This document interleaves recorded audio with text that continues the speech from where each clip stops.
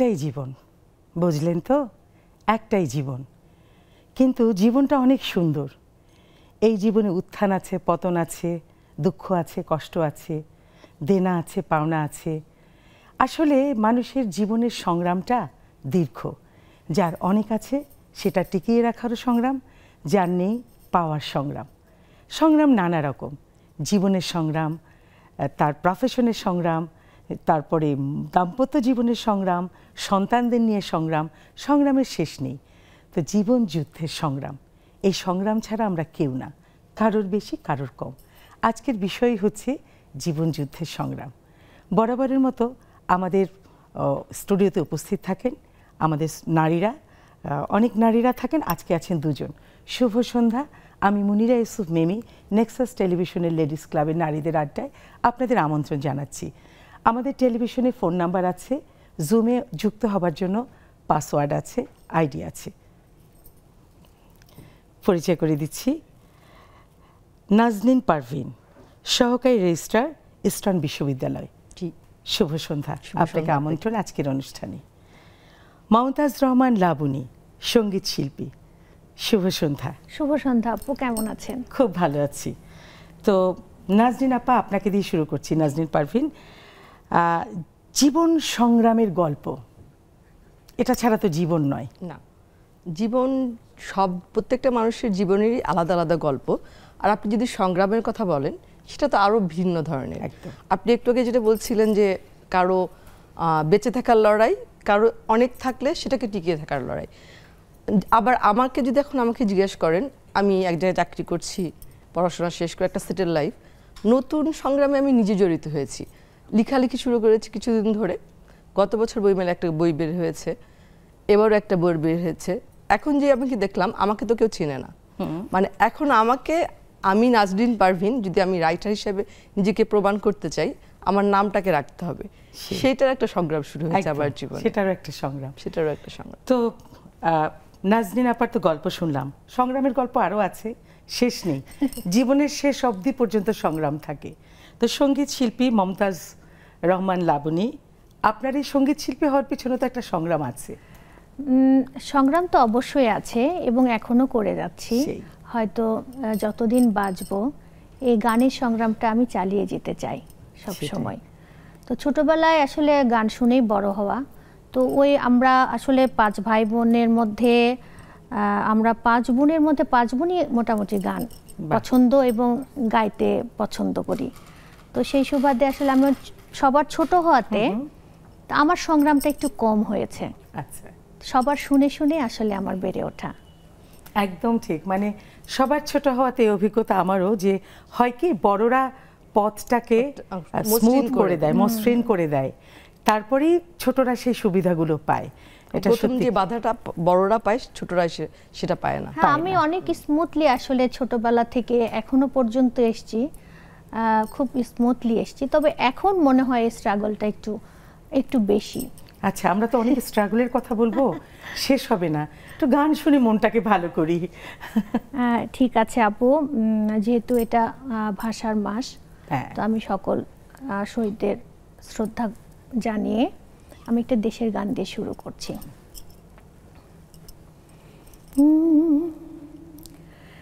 যে মাটির বুকে ঘুমিয়ে আছে লক্ষ মুক্তি সেনা, দে না তোরা দে না, সে মাটি আমার অঙ্গে মাখিয়ে দে না। যে মাটির বুকে ঘুমিয়ে আছে লক্ষ মুক্তি সেনা, দে না তোরা দে না, সে মাটি আমার অঙ্গে মাখিয়ে দে না। রোজ এখানে সূর্য ওঠে আশার আলো নিয়ে, জীবন আমার ধন্য যে হয় আলোর পরশ পেয়ে, সে মাটি ছেড়ে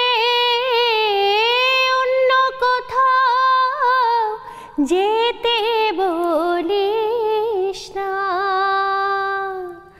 দে না তোরা দে না সে মাটি আমার অঙ্গে মাখিয়ে দে না, যে মাটির বুকে ঘুমিয়ে আছে লক্ষ মুক্তি সেনা, দে না তোরা দে না সে মাটি আমার অঙ্গে মাখিয়ে দে না। কি অসাধারণ, আমরা তো একটা সুন্দর তালি দিতে পারি আসলে, অসাধারণ অসাধারণ, মুগ্ধ হয়ে গেলাম, কোথায় যেন হারিয়ে গেলাম। তো আপনি লেখালেখির কথা বলছিলেন, জি সেটা নিয়ে বলুন। বিষয়বস্তুটা কি লেখার? আমার লেখা শুরু হয়েছিল ছোট গল্প দিয়ে। আমি ইস্টার্নে জব করি অনেক বছর ধরেই, ওখানে একটা রাইটার্স ফোরাম আছে, কম্পিটিশন করে বাচ্চাদের স্টুডেন্টদেরকে নিয়ে। আমি একদিন বেনামে একটা মানে স্টুডেন্টের আইডি দিয়ে একটা কম্পিটিশনে লেখা জমা দিলাম, যে কিছু লেখা হচ্ছে কিনা এটা ইয়ে করার জন্য। পরে যখন দেখি একটা 1 থেকে 10-এর মধ্যে 6 নাম্বারে ওই নামটা ডাকছে, কিন্তু আমি যেহেতু স্টুডেন্ট না, তখন আমি সবাইকে বলিনি। ফর্মাল অনুষ্ঠানটা শেষ হয়ে গেল, পরে যে আমি আমার কলিগকে বললাম যে এটা আমি, তখন ওরা সুন্দর করে আমাকে পুরস্কারটা দিল। ওইটা নিয়ে এসে আমি ওইটা খুলেছি আপু গত মাসে। ওইটা যখন আমার একটা বুক শেলফ আছে, ওই বুক শেলফের মধ্যে রেখেছি, আমার কেন যেন মনে হলো আচ্ছা এই বইটা আমি তখনই পড়বো যদি আমার নামে কোনো, আমার নিজের ছাপা অক্ষরের নাম, বইয়ের ওপরের নাম আমি দেখতে পাই, তখন খুলবো। তখনও কিন্তু জাস্ট রেখে দেওয়ার জন্য রেখেছি, এরকম স্বপ্ন আসলে দেখিনি। এরপর বিভিন্ন জায়গায় কম্পিটিশনে লেখা জমা দিচ্ছি। আমাদের একটা ইংলিশ ডিপার্টমেন্টে একটা সিগনেচার প্রোগ্রাম আছে, লিটারেরি আড্ডা, ওখানে যার যা লেখা পড়তে হয়, ওখানে নিজের লেখা পড়া শুরু করলাম। লেখাটা ভালোই হতো, কিন্তু পড়তে গেলে পাবলিক স্পিকিং তো একটু কঠিন কাজ। না, আমি যে গান শেখায় সে যে ভালো গায় তা কিন্তু না, মানে যে কবিতা আবৃত্তি শেখায় সে যে খুব ভালো আবৃত্তি করে তা না। তো আপনি ভালো লিখতে পারেন, কিন্তু ওটা পড়তে গিয়ে হতেই পারে। কিন্তু আমাদের নিয়ম যার লেখা তাকেই পড়তে হবে। কিন্তু আমি পড়ে আসতাম, সবাই আমাকে বলতো লেখা ভালো হয়েছে, কিন্তু আমি অনেক স্টিভ হয়ে যাই আর কি ক্যামেরার সামনে। কিন্তু সবাই অ্যাপ্রিশিয়েট করতে, একটা স্বাধীনতা আছে, কিন্তু সব সময় তো বলাটা একটা, ওটা থেকেই শুরু হয়েছিল। তারপরে বড় একটা ডিটেকটিভ উপন্যাস লিখেছিলাম, এটাও ডিটেকটিভ উপন্যাস, এটা হচ্ছে বাচ্চাদের। আমার সবচেয়ে পছন্দের জিনিস যেটা, সেটা হচ্ছে মেয়ে চরিত্র, গোয়েন্দাটা মেয়ে অপূর্বা, ভালো মেয়েদেরকে একটা, এবং এটা আমার স্বপ্ন যে বাংলাদেশে সব জায়গায় তো ছেলেরাই গোয়েন্দা ক্যারেক্টার করে, যদি আমি এস্টাবলিশ করতে পারি। যদিও আমি জানি যে নীতির বাসীর নীতিন আছে, দেশের বাইরেও আরো মেয়ে গোয়েন্দা আছে, কিন্তু আমাদের দেশে আর টিনেজার বিশেষ করে, কারণ এবারে যে গল্পটা বের হয়েছে গুপ্তধনের সন্ধানে, অপূর্বা ক্লাস 8-এ পড়ে, গত বছরে যেটা ছিল ক্লাস 7-এর শেষে। মানে আমি ওই বয়সটাই রাখতে চাই, আমি দেখতে চাই মানুষ পছন্দ করে কিনা, মানুষের কাছে পৌঁছায় কিনা ওর গোয়েন্দাগিরিটা। অবশ্যই করবে, কারণ আমাদের আগের যে গোয়েন্দা উপরে যে ছবিগুলো হয়েছে, ওরাও কিন্তু দেখবা যে বাচ্চা বাচ্চা ছেলে মেয়েরা। আমরা তো আসলে 3 গোয়েন্দা পরে বড় হয়েছি, তো মাথার ভেতরে ওইটা ছিল আর কি, এই জন্যই শুরু করেছি। আচ্ছা, তো আপনার কথা কিন্তু শেষ হয়নি। যেমন সংগ্রামের কথা বললেন, যে এরপর লেখাটা তার জীবনে আরেকটা সিদ্ধান্ত। তো এরকমই হয় না যে আমরা একটা কাজ করতে করতে হঠাৎ মনে হয় যে আমার এখন এই কাজটা করা যায়, করা উচিত, অনেকদিন ভাবছিলাম, আরেকটা সংগ্রাম কিন্তু তখন শুরু হয় নতুন একটা ভাবনা থেকে। বিশেষ করে আমাদের নারীদের বেলায় অবশ্যই একটু সবকিছুই এক ধরনের সংগ্রাম। তো সেরকম কোন সংগ্রাম? আমি আসলে প্রথম থেকে বলি, আমি বিয়ের পরে একটা জবে ঢুকেছিলাম। তো সেখানে ঢোকার পর দেখলাম যে ওখানকার পরিবেশ বা ওখানে সব কিছুর মধ্যে একটা স্ট্রাগলিং ভাব আছে, মানে স্ট্রাগল না করলে আপনি ওই জায়গায় পর্যন্ত পৌঁছাতে পারবেন না।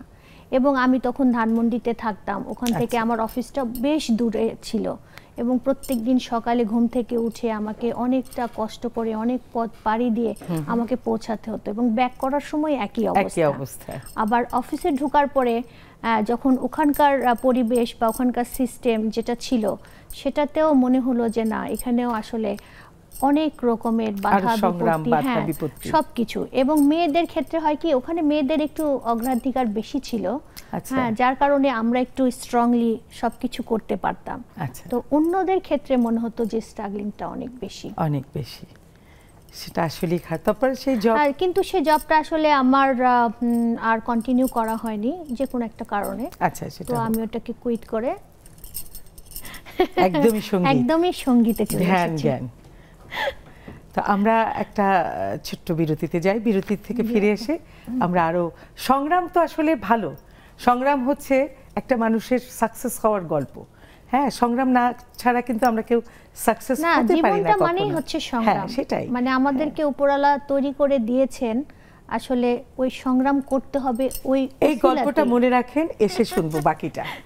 একটা ছোট্ট বিরতিতে যাচ্ছি, ফিরে এসে আবার আড্ডা হবে, গল্প হবে। আপনারা টেলিভিশন স্ক্রিনে দেখতে পাবেন আমাদের ফোন নাম্বার। জুমে যুক্ত হওয়ার জন্য শুধুমাত্র নারীরা, আমাদের পাসওয়ার্ড আছে, আপনারা যুক্ত হয়ে যান, আড্ডাটা আরো জমে যাবে।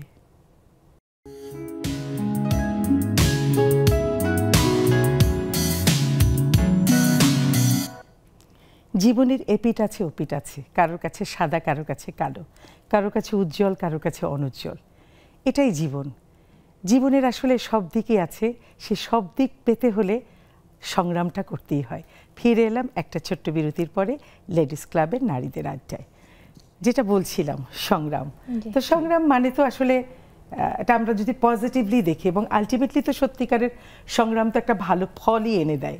তো যে সংগ্রামটা আপনি নতুন করে করছেন, লেখালেখি, বইও বেরিয়েছে, সেটা নিয়ে আপনি একটু আগে বলছিলেন। জি, আমি যখন আপনাকে একটু আগে বলছিলাম যে ছোট ছোট গল্প যখন আমি লিখতে শুরু করলাম, বিভিন্ন পোর্টালে, উমেন্স রাইটে, বিভিন্ন জায়গায় এখন ছাপা হলো, তখন আমি আমার ফেসবুকে দিলাম, দেখলাম সবাই অনেকেই পছন্দ করছে। সেই গল্পগুলো কম্পাইল করে আমি একটা পাবলিশারের সাথে যোগাযোগ করলাম, অন্বেষা পাবলিশারের সাথে। তখন উনি বললেন যে আপনাকে তো কেউ চেনে না, আপনার ছোট গল্প ওভাবে আসলে কেউ পড়বে না বইমেলাতে। তখন আমার মনে হলো যে আমার, যেটা আমি বলছিলাম, অপূর্বা নামের একটা ক্যারেক্টার দিয়ে একটা থ্রিলার করা আছে, কিশোর থ্রিলার আর কি। আমি সেটার কথা ওনাকে বললাম, উনি বললো আপনি হচ্ছে, আমি অলরেডি তার কাছে শর্ট স্টোরির সংকলনটা জমা দিয়েছিলাম, উনি বললেন এটাও জমা দেন। এখন ওই দুটা পড়ার পর উনি বললেন যে বইমেলায় আসলে ডিটেকটিভ স্টোরি, থ্রিলার এইগুলো বেশি যায়, আপনি আমাকে এইটা দেন। আমি তো খুবই খুশি হয়ে গেলাম, শব্দ সংখ্যা কম ছিল, উনি একটু বাড়াতে বললেন, আমি বাড়িয়ে দিলাম, দিয়ে জমা দিলাম। বইটা পাবলিশ হলো। প্রথমেই অন্বেষার মতো একটা বড় পাবলিকেশন হাউস পেয়ে গেলাম, সবকিছু মিলে আমি অনেক খুশি। কিন্তু বই মেলায় যখন যেয়ে দেখলাম বড় একটা প্যাভিলন, মাঝখানে রাইটাররা সবাই বসে আছে, প্রচুর বই সেল হচ্ছে, আমাকে তো কেউ চিনে না, আমার বই তো কেউ কিনতে আসছে না, আমার ফ্রেন্ড, আমার রিলেটিভ ওনারা আসছে, এছাড়া বাড়ির তো কাউকে চেনে না। এবং এরপরে দেখলাম যে আমার মতো নতুন রাইটার, এমনকি পুরাতন রাইটাররাও বিভিন্নভাবে নিজেদেরকে সেল করছেন আর কি, মার্কেটিং যেটা। আমি অবাক হয়ে বসে বসে দেখলাম। তখন আপনাকে যেটা আমি বললাম যে আমি ভেবেছিলাম যে আমি কিছু একটা লিখতে পেরেছি, লেখা ভালো হয়েছে, পাবলিশার নিয়েছে, আমার কাজ শেষ, আমার মনে আর কিছু করতে হবে না। তখন ওইটা আমার কাজ শুরু হলো। আমি অবাক হয়ে সবাইকে দেখলাম, আমি মার্কেটিং একেবারেই ভালো পারি না, সবাইকে কি করছে ঘুরে ঘুরে পুরা বই মেলায় ফ্রাইডেগুলোতে যেতাম, যে দেখলাম, তখন বুঝলাম যে আমার একটা নতুন সংগ্রাম আমি নিজে তৈরি করলাম আর কি। কি যেন আপনাকে বলতে চাই, হ্যাঁ, কিন্তু এবার তো তোমার মাশাআল্লাহ মনে হয় খুব ভালো একটু একটু তো বাড়ছে, হয়তো কিছু অচেনা মানুষ দিচ্ছে, পড়ছে, কিন্তু লাবণী এটা এত সহজ হবে না, আরো শ্রম দিতে হবে, আরো সময় দিতে হবে, থেমে যাওয়া যাবে না, থেমে যাওয়া যাবে না, এবং তোমাকে এটা নিয়ে তোমাকে সংগ্রাম চালিয়ে যেতে হবে। সেটাই সংগ্রাম, যেহেতু পছন্দের কাজ, বেশি বই, ভালোবাসার জায়গায় আগায় যেতে হবে, এটা নিয়ে। তবে আমরা চাই সামনে তোমার আরো বই আসুক, এবং আমরা এই সংগ্রাম করেই কিন্তু সামনে এগোতে চাই। আসলে তো আগে মানুষ বই উপহার দিত, হ্যাঁ, তাই না? এই বই উপহার তো এখন একদমই উঠে গেছে। না, আমরা স্কুলে যখন আমরা কোনো প্রতিযোগিতায় অংশগ্রহণ করতাম, আমরা ম্যাক্সিমাম সময় কিন্তু ছোটদের গল্পের বই, বিভিন্ন, এই যে বললা যে তুমি যে থ্রিলার, সবকিছুই না কবিতার বই এগুলো কিন্তু আমাদেরকে উপহার হিসেবে দেওয়া হতো, কিন্তু এখন ওই ট্রেন্ডটা আসলে অনেক কমে গেছে। একদম। তো বই উপহার, এমনকি আমরা বই কিন্তু চাঁদা দিয়ে একটা বই কিনতাম, অনেকে মিলে একটা বই কিনতাম, কিংবা ভাড়া করে পড়ে আবার জমা দিয়ে আসতাম একটা ক্লাবের মেম্বার হয়ে। এগুলোও নষ্ট হয়ে গেছে, বই পড়ার কালচারটাই আসলে অনেকটা নষ্ট হয়ে গেছে। তো লাবণী, আপনার গানের এই পর্যন্ত আসার পেছনে তো অনেক কারণ অকারণ, ঘটনা অঘটনা কিছু একটা তো থাকে, যেটা অনেক সময় আপনার বৈরী পরিবেশ তৈরি করেছে এবং সেটাকে টপকে আপনি চলে এসেছেন। এরকম যদি কিছু একটু শুনতে পারতাম ভালো লাগতো। আমরা আসলে মার কাছ থেকে গানটা আমরা পেয়েছি, আমার নানির বাড়ির ওদিক থেকে। তো আমার মা খুব ভালো মানে ট্র্যাডিশনাল ফোক যেটাকে বলেন, এই গানগুলো খুব ভালো গাইতেন, এবং মা থেকে আমরা উৎসাহিত হয়ে আমার বাবা আমাদেরকে খুব উৎসাহিত করতো যে মানে একটা বিষয় থাকে না এক্সট্রা কারিকুলাম, ঠিক আছে তোমরা যে যেটাকে পছন্দ করো ওইভাবে তোমরা পড়াশোনার পাশাপাশি করো।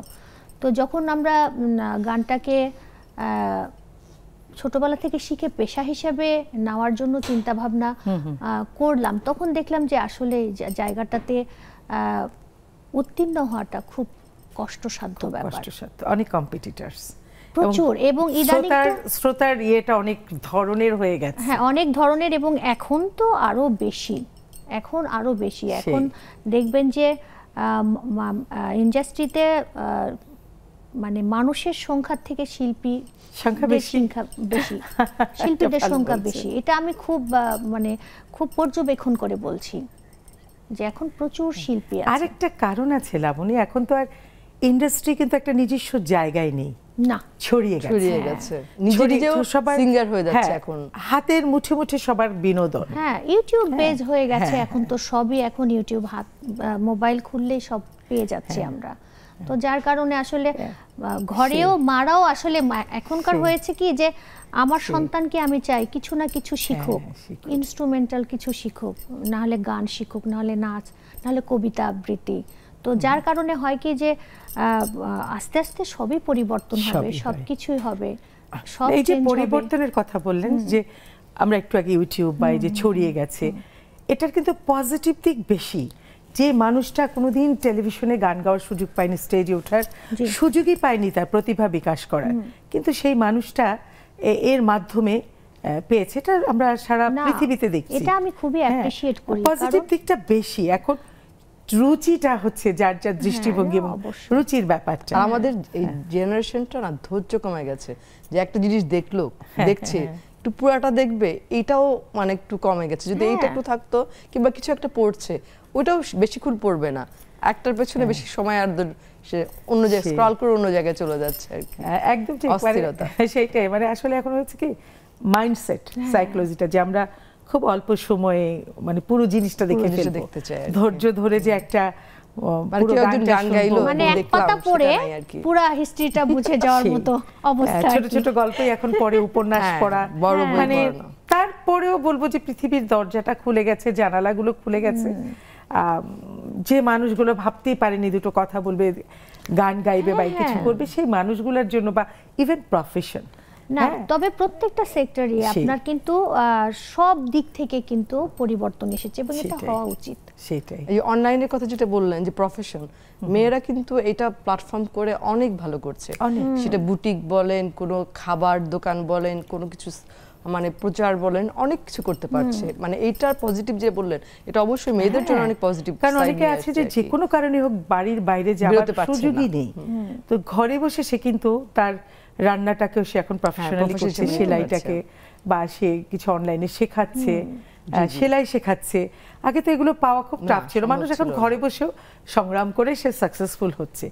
এটা তো আমরা জানতামই না কে এত ভালো রান্না করে, কে এত ভালো কেক বানায়। হ্যাঁ, না এটা মানে আমাদের মেয়েদের জন্য বা মহিলাদের জন্য যতটা হয়েছে, ছেলেদের জন্য কিন্তু একই বেনিফিশিয়াল। হ্যাঁ, তা তো অবশ্যই। তো মানে এটা হওয়াতে হয়েছে কি যে আমরা ঘরে বসে আসলে একটা জিনিস অর্ডার দিয়ে নিয়ে এসে খেতে পারছি, আবার মন চাইলো যে একটা মিউজিক ছেড়ে গলা ছেড়ে গানও গাইতে পারছি। সেটাই, মানে সংগ্রামটাও কিন্তু বেড়ে গেছে, এখন কম্পিটিশন বেড়ে গেছে, সংগ্রামও বেড়ে গেছে। আগে হাতে গোনা নাটক, আমাদের হাতে গোনা শিল্পী সবকিছু, এখন কিন্তু খুবই যুদ্ধ করে এই জায়গাটায় আসতে হয়, আবার আসলেই হবে না, টিকে থাকাটা আরো হ্যাঁ সেটা আরো বড় সংগ্রাম।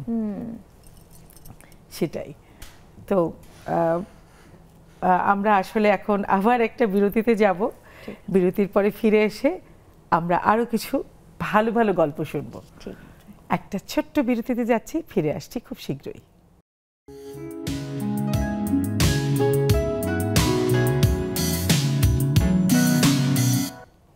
ফিরে এলাম একটা ছোট্ট বিরতির পরে।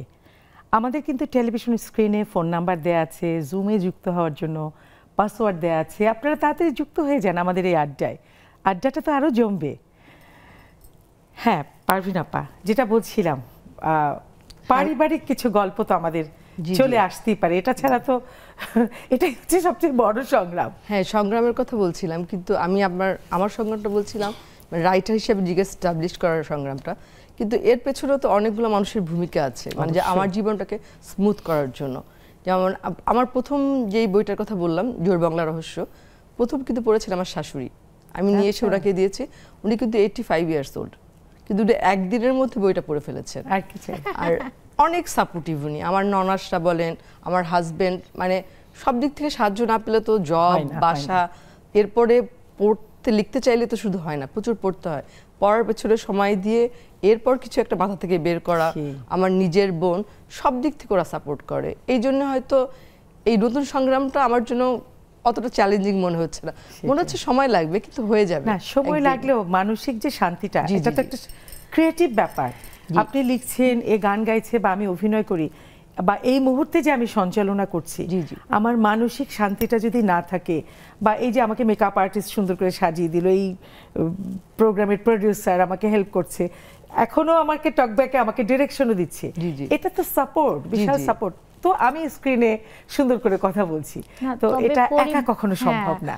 আর পরিবারের সাপোর্টটা হচ্ছে যেটা আপনি বললেন যে মানসিক শান্তি, এটা আসলেই কিন্তু মানে পরিবার যদি একটা মানে পরিবারের একটা সাপোর্ট থাকে একটা মেয়ের, বিশেষ করে হ্যাঁ অবশ্যই একজন নারীরই দরকার। হ্যাঁ, তো সেই ক্ষেত্রে হয় কি যে আপনি নিশ্চিন্তে সবকিছু করতে পারবেন। সরি, মানে পুরুষদের বাদ দিয়ে বলিনি, নারীর সাপোর্টটা দরকার, আবার পুরুষটা খেপে যাবে না, পুরুষের সেটাই বলছি যে হাজবেন্ড বলেন আর শ্বশুরবাড়ির লোক বলেন আর ভাই বোন বলেন, যাদেরকেই বলেন না কেন, ফুল পরিবারের যদি সাপোর্টটা না থাকে আপনি কোনো কাজই সুন্দরভাবে করতে পারবেন না। একদম সত্যি কথা, যে কোনো কাজ, মানে আমার কাছে মনে হয় যে পরিবারই মেন, এই সাপোর্টটা যদি ওরা না দেয় আমাদেরকে, আমরা আসলে কিছুই করতে পারবো না। এখন একটা গান, হ্যাঁ তবে ছোট্ট করে বলি, আমার গানের মানে পিছনে যার সবচেয়ে বড় অবদান আমার বোন, ও বাংলাদেশের বড় না ছোট? আমার বড়, ইমিডিয়েট বড়, আমি ছোট। তো ওর নাম শাহনাজ রহমান স্বীকৃতি। হ্যাঁ, ওর নাম হচ্ছে শাহনাজ রহমান স্বীকৃতি, ও বাংলাদেশের প্রমিনেন্ট একজন সঙ্গীত শিল্পী।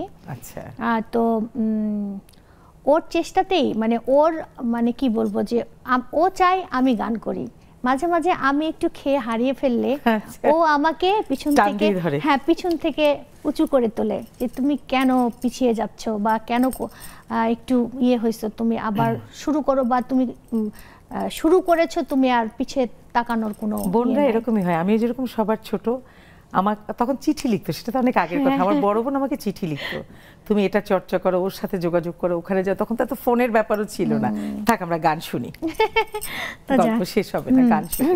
তো আমি এবার আমার একটা নিজের গান করছি, ঠিক আছে, এটা গোপাল দাসের লেখা, সুর করা, আমি চেষ্টা করছি।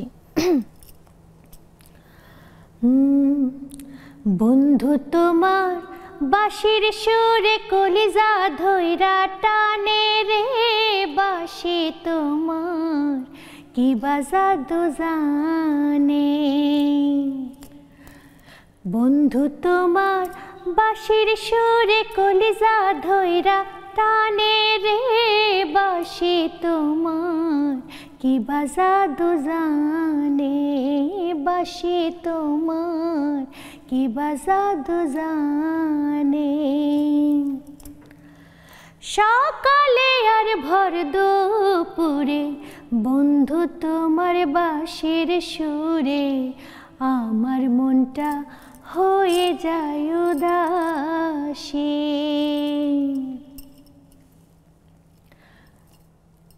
সকালে আর ভর দুপুরে বন্ধু তোমার বাঁশির সুরে আমার মনটা হয়ে যায় উদাসী। তখন উথাল পাথাল মনটা লইয়া গো বন্ধু, উথাল পাথাল মনটা লইয়া গো বন্ধু, যাব গো কোনখানে বাঁশি তোমার কি বাজাদু জানে। বন্ধু তোমার বাঁশির সুরে কলিজা ধইরা টানে রে বাঁশি তোমার কি বাজাদু জানে। বন্ধু তোমার বাঁশির সুরে কলিজা ধইরা টানে রে বাঁশি তোমার কি বাজাদু জানে। বাঁশি তোমার কি বাজাদু জানে। অসাধারণ অসাধারণ, বাঁশি জাদু জানে। বাঁশির হ্যামিলনের বাঁশিওয়ালা, তারপরে আমরা গ্রামে দেখি বাঁশিওয়ালা বাঁশি বাজাচ্ছে, সেই টানে নায়িকা চলে যাচ্ছে, প্রেমিকা চলে যাচ্ছে। বাঁশি আসলেই জাদু জানে। আর বাস্তবিক অর্থে বাঁশি বাজানো শুনলে একটু হলে আমরা থমকে যাই। বাঁশি আসলে খুব মধুর একটা, খুব মধুর একটা ইনস্ট্রুমেন্ট, যেটা আসলে এত মিষ্টি, মানে এটা শুনলেই মনে হয় যে পরাণটা একদম আনচান আনচান করে ওঠে। একদম। এই যে আমাদের জুমের বন্ধুরা চলে এসেছে। হাসিনা আপা, হাসিনা আপা। আসসালামু আলাইকুম আপু। ওয়ালাইকুম আসসালাম, কেমন আছেন? আলহামদুলিল্লাহ ভালো আছি, ভালো আছেন? ভালো। জীবন সংগ্রাম কেমন চলছে? শেষ না শুরু নাকি চলছে, কোনটা বলুন? শুভ সন্ধ্যা সবাইকে। শুভ সন্ধ্যা। শুনতেছিলাম গানটা, অনেক সুন্দর লাগতেছিল, ভালো লাগতেছিল শুনতে। তো যাই হোক আপু, আমি মনে করি যে মেয়েদের জীবন সংগ্রামটা জন্ম থেকেই শুরু হয়, ঘর থেকে। কারণ কি, আমরা যখন মেয়েরা বাংলাদেশের কালচারে বা আমাদের প্রেক্ষাপটে যখন জন্মগ্রহণ করি, তখন থেকেই দেখা গেছে মেয়েরা ঘরের একটু একটু কাজ করা শুরু করে। আমি মনে করি ওইটাও একটা সংগ্রাম। তারপরে তার সেই স্কুল জীবন, তারপরে তার সেই বিয়ের লাইফ, চাকরি জীবন, কেউ চাকরি করলে, চাকরি না করলে তো আমি মনে করি আরো বেশি খাটুনি। যারা বাসায় থাকে তাদের 24 ঘন্টাই কাজ, ওইটা একটা বিষয়। আর একটা হচ্ছে সেই ছেলে মেয়ে পালা, সেই যে জীবন সংগ্রাম শুরু করলাম আপু, চলতেছে এখনো আল্লাহর রহমতে। সবকিছু মিলিয়ে সেই চাকরি, সংসার, ঘুম থেকে উঠে রাত ঘুমানোর আগ পর্যন্ত এই জীবন সংগ্রাম চলে। নারীদের সংগ্রামটা আসলে বেশি, নারীদের সংগ্রামটা বেশি। নিজের যে কিছু ভালো লাগার বিষয়, এগুলা হচ্ছে একটু সময় নিয়ে একটু করলে, একটু ওগুলার মধ্যে সময় দিলে তখন জীবনটা আরো রঙিন হয় আপু। করতে হয় মাঝে মাঝে সময় দিয়ে, একটু ভালোই লাগে। আমি আল্লাহর রহমতে ভালোই আছি। আপনার জন্য অনেক অনেক শুভকামনা। স্বতঃস্ফূর্তভাবে বললেন, এটাও ভালো লাগলো যে সংগ্রাম করতে। হ্যাঁ, নারীদের সংগ্রামটা একটু বেশি, এটাই সত্যি কথা। এখন কার সাথে কথা বলতে পারি? হ্যাঁ, সোনিয়া আপা, সোনিয়া আক্তার, শুনতে পাচ্ছেন আমাকে? শুনতে পাচ্ছেন? শুভ সন্ধ্যা। এই যে বললেন যে নারীদের সংগ্রাম জন্ম থেকে শেষ, মানে চলছে, এটার কোনো শেষ নেই। আপনি কি মনে করেন যে এ ব্যাপারে পারিবারিক একটা ইয়ে থাকা উচিত, যে যখন ছেলে মেয়ে থাকবে পরিবারের মানুষদেরই একটা দায়িত্ব আছে ছোটবেলা থেকেই? কারণ আমাদের নারীদের সংগ্রাম তো সবসময় একটু বেশি। জি আপু, আমাকে কথা বলার জন্য, সুযোগ করে দেওয়ার জন্য অসংখ্য ধন্যবাদ। আসলে হাসিনা আপা যে বললো না, নারীরা ঘর থেকে সংগ্রাম শুরু করে, অ্যাকচুয়ালি বাবা মা তো আমাদের দায়িত্ব নিয়েই থাকে। দায়িত্ব নেওয়ার পরেও আমাদের কিছু দায়িত্ব থাকে, সেই দায়িত্বটাই আমরা যখন ছোটবেলায় নিয়ে থাকি নিজ থেকে মায়ের সাথে, মাকে হেল্প করার জন্য, সেটা আমাদের জন্য একটা ছোটবেলা থেকে সংগ্রাম। আবার দেখেন যে আমরা যখন মানে আমরা যখন ভার্সিটিতে পড়ি সেটাও একটা সংগ্রাম। আমি যেহেতু বাইরে থেকে পড়াশোনা করেছি সেহেতু সেক্ষেত্রে হয়েছে কি যে আমার ইউনিভার্সিটি সামলাতে হয়েছে, আমার বাসায় এসে আমার নিজে রান্না করে খেতে হয়েছে। তো সেটাও এক ধরনের সংগ্রাম। বিয়ের পরে মানে বাচ্চাকে লালন পালন করা, নিজের উদ্যোগ চালানো, সবকিছু মানে বড় বউ হিসাবে সবকিছু ট্যাকেল দেওয়া, এটাও এক ধরনের সংগ্রাম। অ্যাকচুয়ালি জীবন মানে সংগ্রাম, আর জীবনকে পরিচালনা করার জন্য সংগ্রাম করতে হবে নারীদের, এটাই স্বাভাবিক। নারী হোক পুরুষ হোক সবাই মানে এজ এ মানুষ হিসেবে আপনাকে সংগ্রাম করতে হবে, সংগ্রাম ছাড়া আপনি পথ চলতে পারবেন না। এইটাই আপনার সাথে একমত যে আসলে পারভিন আপা, আপনার সাথে আমি বলি যে জীবন মানেই সংগ্রাম, সে নারী হোক পুরুষ হোক। পুরুষের একরকম সংগ্রাম, নারীদের আর এক রকম, তবে নারীদের একটু বেশি, যেহেতু একজন নারী যদি মা হন বা যাই হোক বাড়ি ঘরের একটু ব্যাপারে নারীদের অংশগ্রহণটা আমাদের এই সাবকন্টিনেন্টে নারীদেরই বেশি। আপনি এই ব্যাপারে কি বলতে পারেন বলেন? নারীদের সঙ্গে অবশ্যই বেশি, কারণ আপনাকে একটু আগে যেটা বলছিলাম যে সব কিছু শেষ করে তারপরে নিজের কিছু করতে হয়। মানে আপনি যদি জব করতে চান, আপনার বাসার কোনো সব দায়িত্ব পালন করে আপনাকে জব করতে হবে। আপনি তারপরে যদি অভিনয় করেন, সব সমাধান করে আপনি আপনার কাজটা করবেন। মানে এই জন্য মানে ইয়েটা সংগ্রামটা বেশি হয়ে যায়, যেটা ছেলেদের ক্ষেত্রে করতে হয় না। ওরা বাসায় ব্যাক করলে আর ওদের আর অফিস শেষ, বাসার খুব যে একটা ঝামেলা নিতে হয় তা না। সেটাই। কিন্তু লাবণী, আপনি বলেন এই যে পুরুষদের বেশি করতে হয় না, এবং এরকম অভিযোগ শুনি একজন পুরুষ বাসায় ফেরা মানেই একটা হোটেল, সবার ক্ষেত্রে না, কারো কারো কেউ কেউ অভিযোগ করে, সবাইকে তো আর আমরা এক জায়গায় নিতে পারি না, কোনো নারীকেও না কোনো পুরুষকেও না।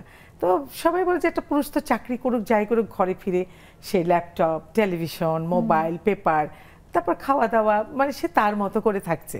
তো আমাদের বাবাদেরকে দেখতাম, আমাদের মানে তারা জানি যুগের পরিবর্তন, তারা কিন্তু আমাদের পড়ালেখা, আমাদের স্কুলের ফিটা বা বই কেনা বা তাড়াতাড়ি ঘরে ফিরলাম কিনা, এই যে এই শাসনের দিকগুলো, পড়াশোনার দিকগুলো আমি সবসময় আমার আব্বাকে এভাবেই আমি পেয়েছিলাম। তো আমরাও আমার বাবাকে এভাবেই পেয়েছি। তবে এখনকার যুগটা মানে আপনার মায়ের, আমি যেটা বলতে চাচ্ছিলাম এই যে আপনার মায়ের সংগ্রাম আর আপনার সংগ্রাম, এই শেয়ারিং কেয়ারিংটা না, এটা অনেক পার্থক্য। কারণ আমার মারা যখন সংগ্রাম করেছে তখন তাদের সংগ্রামটা ছিল আলাদা, আর আমরা এখন যেটা করছি সেটা আসলে মানে কি বলবো, যে ওনাদেরকে আমরা আসলে অনেক সুপারসিড করে চলে যাওয়ার মতো অবস্থা, মানে আমরা আসলে ওনাদের পর্যায়ে আর নাই। তো সেই ক্ষেত্রে যে ছেলে বা মেয়ে, এই যে পার্থক্যটা, যে ছেলেরা অফিস থেকে এসে ও বললো যে বসে রিল্যাক্স করে, কিন্তু একটা মেয়ে পারে না, সে এসে হয়তো বাসায় ঢুকে বাচ্চাটা কোলে নিল, রান্নাঘরে ঢুকলো, হ্যাঁ কি আছে, বা হয়তো তার পরিবারের আরো সদস্য থাকলে তাদের টেক কেয়ার করা। কিন্তু কিছু কিছু পরিবারে যেটা আমি বলবো যে সেখানে কিন্তু হাজবেন্ডরা ওয়াইফদেরকে প্রচুর হেল্প করে, বা আমি অনেক পাল্টেছে, এবং এটা এখন ইদানিং প্রত্যেকটা ঘরেই আমার মনে হয় ছেলেরা মেয়েদেরকে যদি ওইভাবে সহযোগিতা না করে, আসলে একটা মেয়ের পক্ষেও পুরা হোল ফ্যামিলিকে মেনটেন করে চলাটা খুব, না সেটা অবশ্যই সাপোর্ট করে, অনেকটা হেল্প করে, কিন্তু তোমার যতটুকু দায়িত্ব সেটাকে আসলে না না, এটা তো গডই আমাদেরকে এইভাবে তৈরি করে। এটা নিয়ে ফিরছি একটা ছোট্ট বিরতি দিয়ে, একটা ছোট্ট বিরতিতে যাচ্ছি, খুব শীঘ্রই ফিরে আসছি এই দায়িত্ব কর্তব্য শেয়ারিং কেয়ারিং নিয়ে। থাকুন আমাদের সাথে।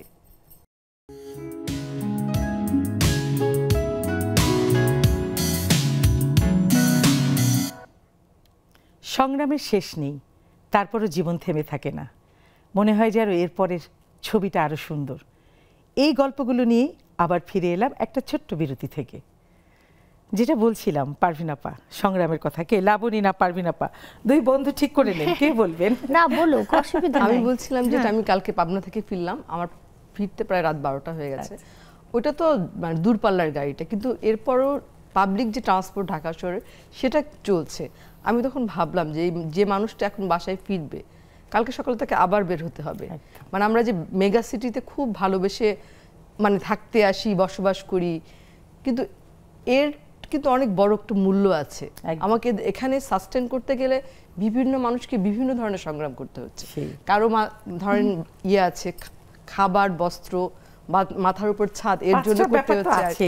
হ্যাঁ, কারো ছাদ নাই, ছাদের জন্য মানে যারা প্রথমে খাবার আর বস্ত্র এটা নিশ্চিত হলো, তখন মনে হয় যে একটা যদি মাথার উপর ছাদ থাকতো, মানে একটা পেলে আরেকটা পাওয়ার সংগ্রাম, একটা পেলে আরেকটা পাওয়ার সংগ্রাম। এই গল্প করব, একটু জমে যাচ্ছি। রেবেকা কবির আপা, রেবেকা কবির আপা শুনতে পাচ্ছেন? হ্যাঁ, শুনতে পাচ্ছি। আজকে শুভ সন্ধ্যা আপু, আসসালামু আলাইকুম। ওয়ালাইকুম আসসালাম, শুভ সন্ধ্যা। আজকের বিষয়টা নিয়ে বলুন। আচ্ছা, আজকের বিষয়টা খুব ভালো। আমাদের মানে মধ্যবিত্ত, নিম্ন মধ্যবিত্ত আমরা যারা, তাদের জন্য প্রত্যেকটা দিনই সংগ্রামের দিন আমি বলবো।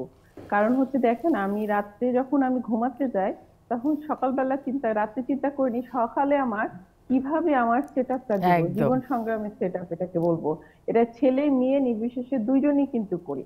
আমি আমার হাজবেন্ড হোক আর যে কোনো পরিবারে হাজবেন্ড ওয়াইফ দুইজনেরই এটা একটা সংগ্রাম বলবো আমি। শুধু মেয়েরা একটু দায়িত্ব বেশি নিতে হয়, কারণ এটা না নিলে সংসারটা সঠিকভাবে চলবে না। স্বাভাবিক। আর মেয়েদের সংগ্রাম করতেই হয়, কারণ হচ্ছে বাচ্চারা যখন ছোট থাকে তখন একরকম সংগ্রাম, সারা দিন সকাল থেকে সন্ধ্যা পর্যন্ত একরকম সংগ্রাম, আর ছুটির দিনগুলো তো আরেক রকম সংগ্রাম। তো সংগ্রাম তো এটাকে মেনে নিয়েই জীবন চালাতে হবে, আর এটা না মেনে নিলে জীবন সুন্দর হবে না। অনেক ভালো বলেছেন, অনেক ধন্যবাদ। আসলে মেনে নিয়ে, মানিয়ে নিয়ে জীবনটা চালাতে হবে।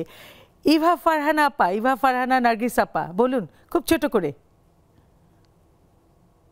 আসসালামু আলাইকুম ওয়া রাহমাতুল্লাহি ওয়া বারাকাতুহু।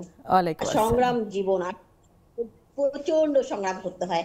ঘুম থেকে উঠা পর্যন্ত, ওই যে বিছনায় যাব ওই পর্যন্ত যে চলতেছে এই কাজ, কাজ চলতেছে, মুখ চলতেছে, হাত চলতেছে, পা চলতেছে, মানে কেন বুয়া রাখবো সেখানেও চলতে হয়, কারণ ওরা তো কাজ না দেখালে করবে না।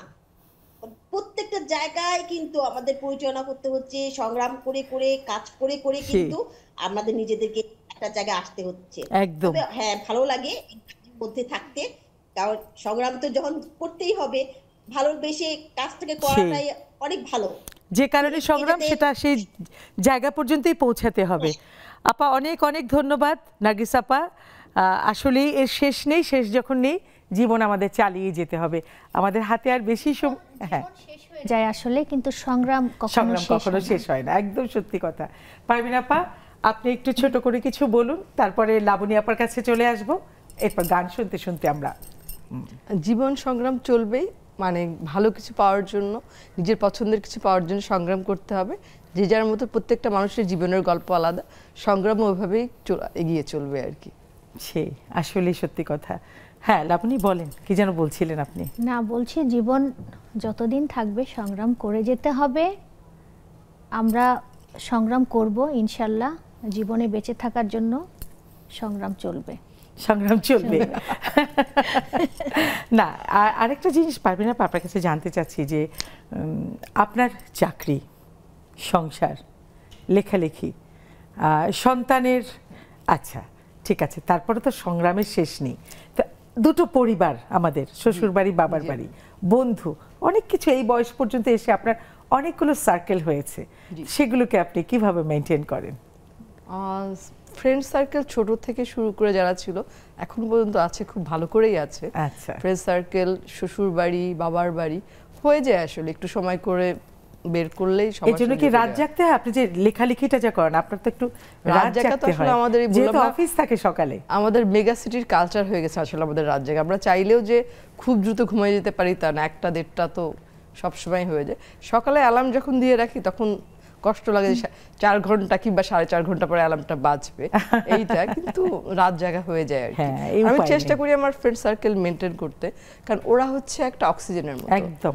যখনই মন খারাপ হয়ে গেল, আমার যে ফ্রেন্ডটা কাছে আছে পিয়া, ওর সঙ্গে দেখা করতে গেলাম, ছোটবেলার মতো হাত ধরে কিছুক্ষণ হাঁটলাম রাস্তা দিয়ে, কোনো কারণ ছাড়া। এই যে পিয়া বললেন, একমাত্র এখনো নামটা টিকে থাকে যদি বন্ধুরা থাকে, নামটা ধরে ডাকে। নাম ধরে ডাকার কিন্তু একসময় কেউ থাকে না। আপু আমার প্রথম যেটা গল্প আমি ইয়েতে পাবলিশ করেছিলাম করোনার মধ্যে, সেটা ছিল অস্তিত্ব। ওইটা ছিল আমার নামের অস্তিত্ব আর কি। আমার বাবা মা চলে যাওয়ার পরে তো বাবা ডাকতেন শিউলির মা, মা মারা গেল, বাবা মারা গেলেন, 2 আত্মীয় স্বজন আস্তে আস্তে আসলে কমে যায়। এখন আমার নাম ধরে আমাকে কে ডাকে, এর বউ কিংবা তার মিসে, আমাকে এরকম আস্তে আস্তে আসলে আমার নাম থাকে না, হারিয়ে যায়। বন্ধু বান্ধব হলে তো আমার নামটা থাকে। এই যে পিয়া বলেন। আচ্ছা লাবণী, আপনার কাছে আমি আসবো, আমি বিদায় নিয়ে আসি, একটু গল্প, এরপর গান গিয়ে আমরা ঠিক আছে ফিরে যাব বাড়িতে। সুপ্রিয় দর্শক, আমাদের এই আড্ডায় যুক্ত থাকার জন্য আপনাদেরকে অনেক অনেক ধন্যবাদ। আবারও দেখা হবে সামনের প্রোগ্রামে। আর সংগ্রাম তো চলবেই, এটাই স্বাভাবিক, জীবনের একটা পার্ট, এটার বাইরে আমরা কেউ না। তবে এই সংগ্রাম সবার সফল হোক। ভালো থাকবেন, সুস্থ থাকবেন। এবার আমি যে গানটি শোনাবো, যেহেতু এটা বসন্ত একসাথে চলছে, তার একটা বসন্তের গান করি। অবশ্যই ভালো লাগবে, পুরো গানটা গেয়ে ফেলেন। বসন্ত বাতাসে শৈল, বসন্ত বাতাসে, বসন্ত বাতাসে শৈল, বসন্ত বাতাসে বন্ধুর বাড়ির ফুলের গন্ধ, বন্ধুর বাড়ির ফুলের গন্ধ আমার বাড়ি আসে শৈল, বসন্ত বাতাসে শৈল, বসন্ত বাতাসে, বসন্ত বাতাসে শৈল, বসন্ত বাতাসে, বসন্ত বাতাসে শৈল, বসন্ত বাতাসে বন্ধুর বাড়ির ফুলের গন্ধ, বন্ধুর বাড়ির ফুলের গন্ধ আমার বাড়ি আসে শৈল, বসন্ত বাতাসে শৈল, বসন্ত বাতাসে। বন্ধুর বাড়ির ফুলের গন্ধ বাড়ির পূর্ব ধারে, বন্ধুর বাড়ির ফুলের কুঞ্জ বাড়ির পূর্ব ধারে, সেথায় বসে বাজাই বাঁশি, সেথায় বসে বাজাই বাঁশি, প্রাণ নিল তার সুরে শৈল, বসন্ত বাতাসে শৈল, বসন্ত বাতাসে। বন্ধুর বাড়ির ফুল বাগানে নানান বর্ণের ফুল, বন্ধুর বাড়ির ফুল বাগানে নানান বর্ণের ফুল, ফুলের গন্ধে মন আনন্দে, ফুলের গন্ধে মন আনন্দে ভ্রমরায় আকুল সইগ, বসন্ত বাতাসে সহিল, বসন্ত বাতাসে, বসন্ত বাতাসে শৈল, বসন্ত বাতাসে, বসন্ত বাতাসে শৈল, বসন্ত বাতাসে বন্ধুর বাড়ির ফুলের গন্ধ, বন্ধুর বাড়ির ফুলের গন্ধ আমার বাড়ি আসে শৈল, বসন্ত বাতাসে।